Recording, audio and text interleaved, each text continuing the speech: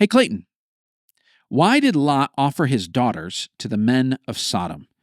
Okay, this is a icky story. This is a heavy one here, but an important question because it's one of those things that you stumble over and say, what kind of dad would do that? Let me give you a little context for the story in case you haven't read it recently. God sends a couple of angels to Sodom, and the angels are going there specifically to warn Lot, because he is Abraham's nephew, about the judgment that's coming. He is basically giving Lot a chance to get out before things go down. God's going to destroy the city, but he's going to say, all right, you're Abraham's relative, and you worship me, so I'm going to get you out of here. And so when the angels show up, Lot meets them in public. He's out there kind of in the city gates, and he meets these angels, and he invites them into his home. And in the ancient world, this is really important. Hospitality was a big deal. People didn't stay in hotels. Typically, when you visited a place, you would stay with the townspeople. And so there was kind of a baseline cultural value that said, if there's a traveler coming through, they're very vulnerable.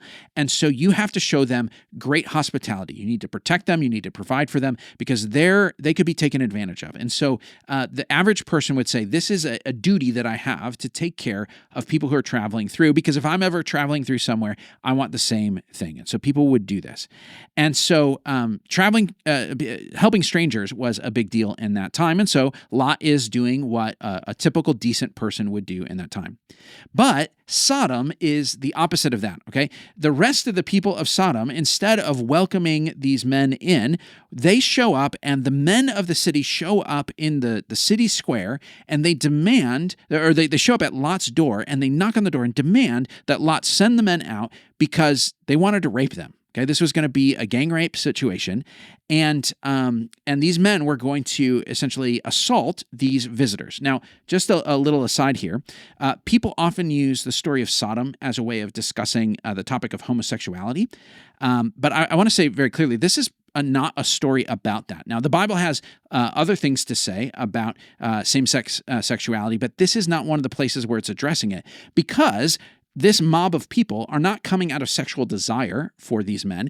It's every man, young and old in the city, is coming to assault these guys. This is not something about sexual orientation or same-sex relationships or anything like that. This is about violence towards strangers, okay? This is a little bit like in war, when soldiers take over a village, and in order to impose terror on that group of people, they will rape people in the city. So this is an act of violence. This is an act of intimidation.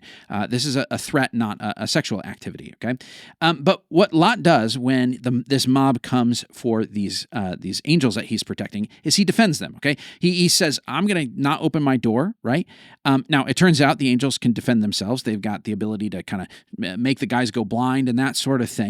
But Lot's trying to do his duty, saying, look, this is not okay. These people are visitors. They're under my protection, and so I'm not letting them out. But then he does something incredibly strange.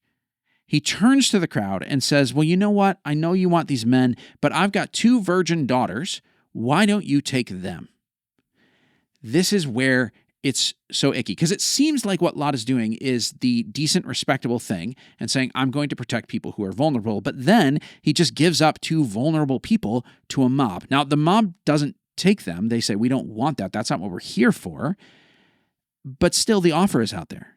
What is going on here? What is going on here? There are kind of 2 options of how to interpret this, okay? Either this is a story that is showing just how bad Lot has gotten. Okay, we talk lots of times about how the people in Scripture are not the good guys, right? They do things that are awful, okay? So just because Lot does this doesn't mean it was a good thing for him to do, okay?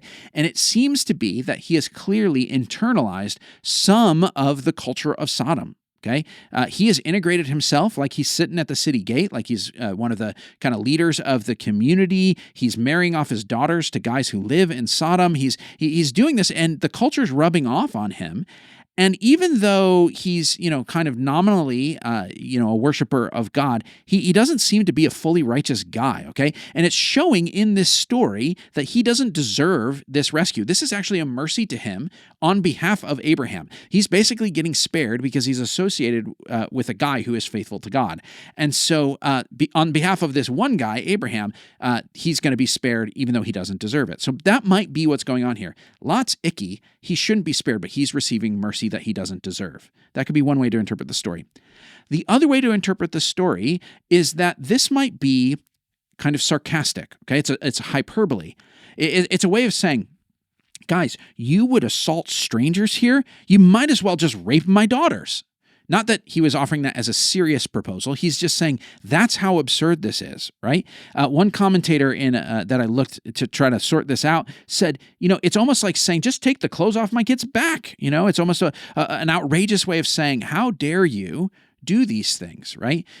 It's a way of shaming these men into realizing what an awful thing they were attempting to do. And that could be the case. In other passages later in the Bible, in the New Testament, Lot is referred to sometimes. And the thing that makes me inclined to try and see this in the best light is that those passages refer to Lot as a righteous man. So people were reading in the New Testament, they were reading back in Genesis 19 and saying, Lot was basically a good guy. He was in a rough situation that he probably shouldn't have been in, but he was doing righteous things.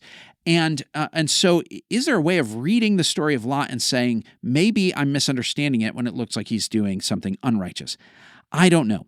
I don't know which way this story should go. I think either of them makes some sense. But either way, you've got to remember that when you are reading things in Scripture, they are descriptive many of the times, not prescriptive. This is not saying this is a good guy, this is someone to emulate. In fact, many times the Bible is trying to say the very people you might look to as heroes turned out to be unworthy and didn't deserve it, which is true of you and me as well. Thanks for listening. If you've got your own questions, email questions@BibleSavvy.com. Like and subscribe to catch our regular episodes every Monday on the Bible Savvy Podcast.